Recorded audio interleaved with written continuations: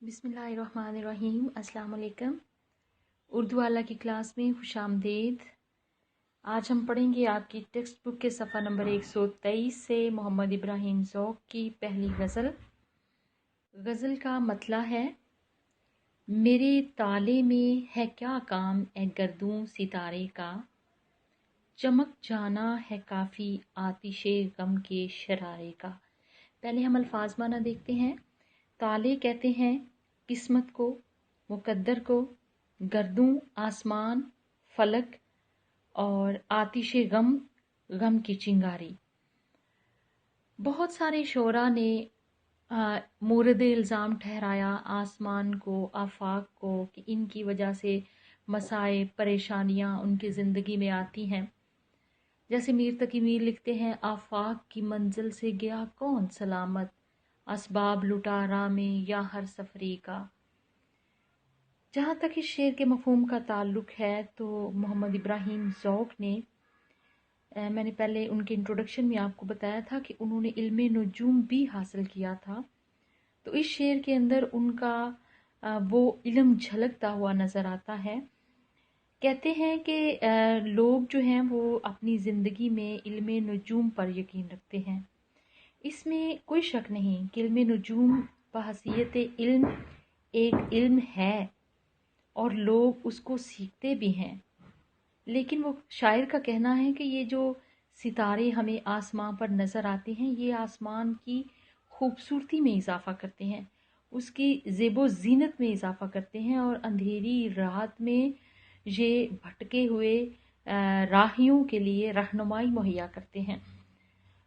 ये सितारे जो हैं ये आसमान की रौनक तो हैं ही, लेकिन इसके अलावा एक निज़ाम शमसी भी है जिसके बारे में इंसान ने अपनी फ़हमो फ़रासत से जो उसूल, जो कवानीन वज़ा किए हैं, हम उनकी हकीकत से भी इनकार नहीं कर सकते। अगर निज़ाम शमसी के इल्म के यानी साइंसी इल्म के मुताबिक हम देखें तो सितारे मुतहर्रिक नहीं होते, साकिन होते हैं। तो सुकूत एक तरह से बेबसी और मजबूरी को भी ज़ाहिर करता है। यहाँ पे शायर का साइंसी शऊर और इल्मी नुजूम से उसकी वाकफियत दोनों ज़ाहिर होते हैं। कुछ लोग अपनी ज़िंदगी में सितारों पर, उनकी गर्दिश पर, फिर उनके असरात पर बहुत हद तक यकीन रखते हैं। ठीक है, ये गाइडलाइंस हो सकती हैं, ये हमें रहनुमाई मुहैया कर सकती हैं, लेकिन ये नज़रियात गैर इस्लामी हैं कि हम मुकम्मल तौर पर इस बात पे यकीन कर लें कि इन सितारों की गर्दिश से ही हमारी ज़िंदगी में खुशियाँ आएंगी या गम आएंगे। तो ये एक गैर हकीकी बात है, ऐसा नहीं भी होता। बसा औकात बहुत सारे ऐसे लोग जिनके स्टार्स के हवाले से पेश हुई कुछ और होती है और उनकी हकीकी ज़िंदगी में कुछ और हो रहा होता है। तो गोया इब्राहिम ज़ौक़ जो है वो बड़े सोमो सलात के पाबंद थे।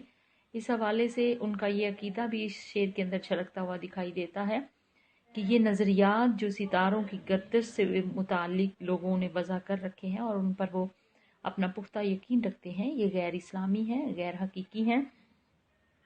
क्योंकि सितारे खुद बेबस मखलूक हैं, अल्लाह ताला की पैदा करदा मजबूर मखलूक हैं, क्योंकि वो हरकत नहीं करते, साकिन हैं और उनका काम सिर्फ क्या है, आसमान की ज़िबाइश में, उसके रौनक में इजाफ़ा करना। तो इसलिए हमें इस हवाले से उन पर इत्तेकाद नहीं करना चाहिए। सितारा क्या मेरे मुकद्दर की खबर देगा, अल्लामा मोहम्मद इकबाल सितारों के हवाले से फरमाते हैं, सितारा क्या मेरे मुकद्दर की खबर देगा, वो तो खुद फराही अफलाक में है खारो ज़बूं। ये था पहले मिसरे के हवाले से इसका पस मंज़र। दूसरा मिसरा जो है वो इसका मफ़हूम कुछ और तरह से वज़ा करता है। लिखते हैं, चमक जाना है काफ़ी आतिशे गम के शरारे का।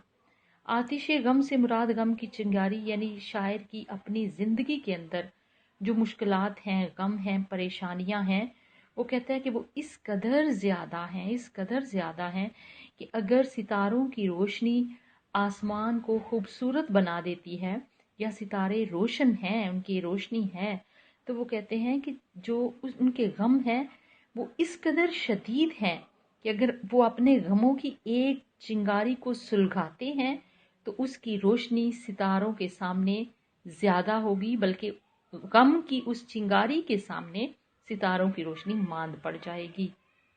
आबद अली आबद ऐसा ही चांद सितारों की गर्दिश के हवाले से लिखते हैं, चांद सितारों से क्या पूछूं कब दिन मेरे फिरते हैं, चांद सितारों से क्या पूछूं कब दिन मेरे फिरते हैं, ये तो बेचारे खुद हैं भकारी, डेरे डेरे फिरते हैं।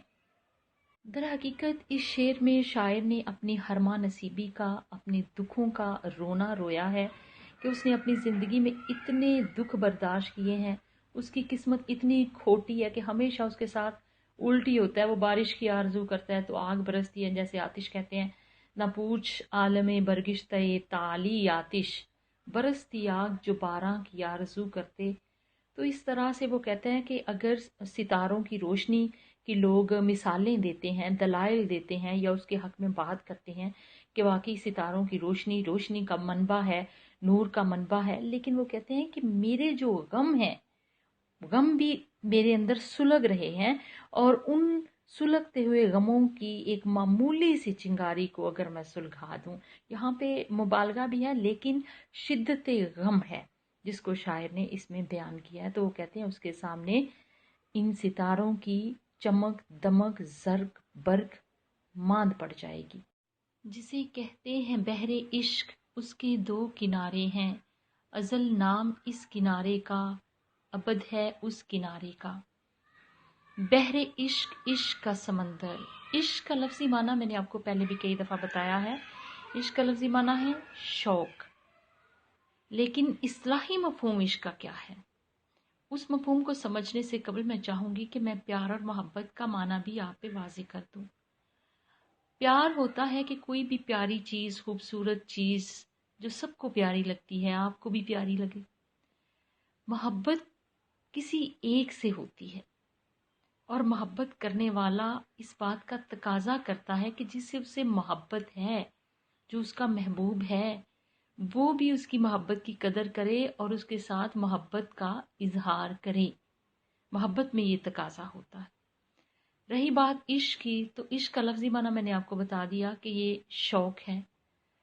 इस्तिलाही मफ़हूम ये है कि ये दर्द से नाआशनाई तक का सफ़र है, जो इंसान पूरी ज़िंदगी हमेशा के लिए मुसलसल करता है।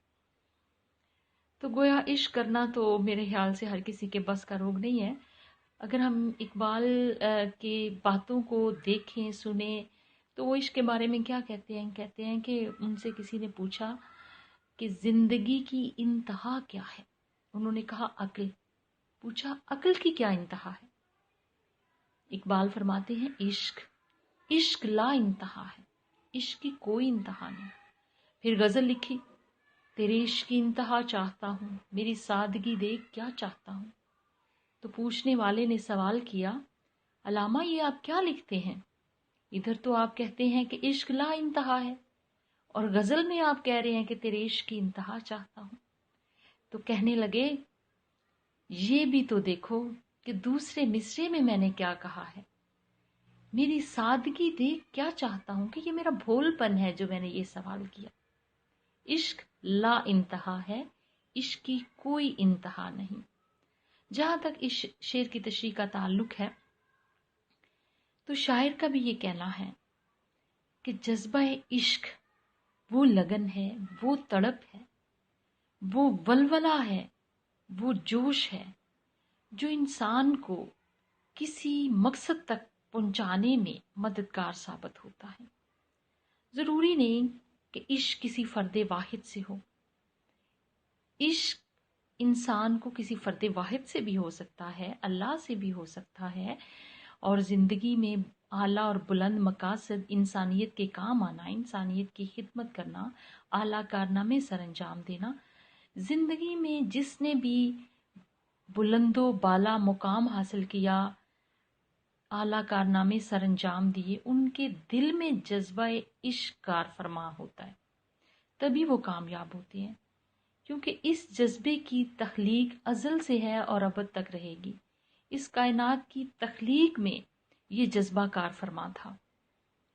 मिसाल के तौर पर अगर हम इश्क को एक समंदर तस्वुर कर लें, तो उसका एक किनारा इस कायनात की इब्तिदा है और दूसरा किनारा इस कायनात की इंतहा।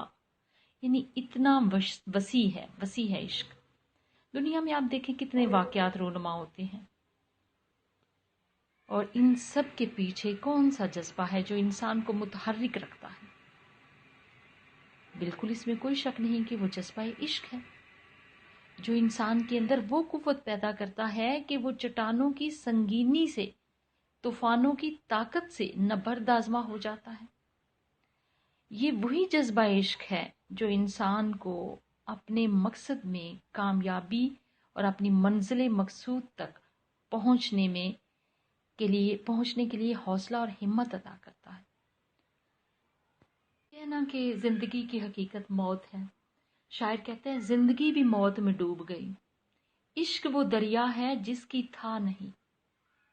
یعنی عشق کا کوئی کنارہ نہیں ہے. علامہ محمد اقبال کے کلام میں آپ کو ایسے بے شمار اشعار مل جائیں گے جن میں وہ عقل اور عشق کے تصادم کو پیش کرتے ہیں اور پھر عشق کی برتری کو ظاہر کرتے ہیں.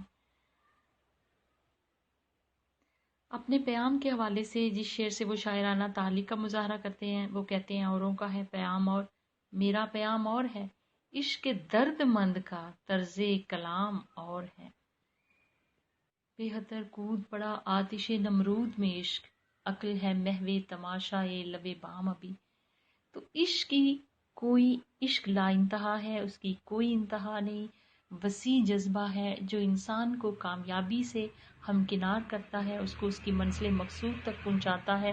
اس حوالے سے وہ کہتے ہیں کہ ازل نام اس کنارے کا، یعنی شروع سے لے کر اس دنیا میں عشق ہی ہے جو انسان کو کہاں سے کہاں تک لے گیا، اور ابد ہے اس کنارے کا، اور انتہا بھی ہماری اسی جذبے پہ ہے. یعنی ہماری کامیابی جس بھی چیز پر منتج ہے یا جو بھی ہماری محنت کا ثمر ہے وہ عشق کے جذبے سے ہمیں ملتا ہے.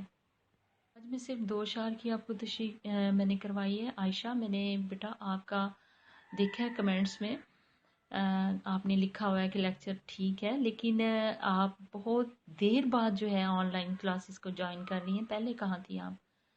ریگولر اپنی کلاسز اٹینڈ کرو آپ سارے لوگ، تاکہ بعد میں مجھے یہ سلیبس ریوائز نہ کروانا پڑے. کمنٹس میں آج آپ کی جو ایک ایکٹیویٹی ہے وہ یہ ہے کہ جتنے بچے آن لائن کلاس لے رہے ہیں اردو ایڈوانس کے، وہ کمنٹس میں عشق کے حوالے سے اقبال کا کوئی ایک شعر لکھیں گے اردو میں.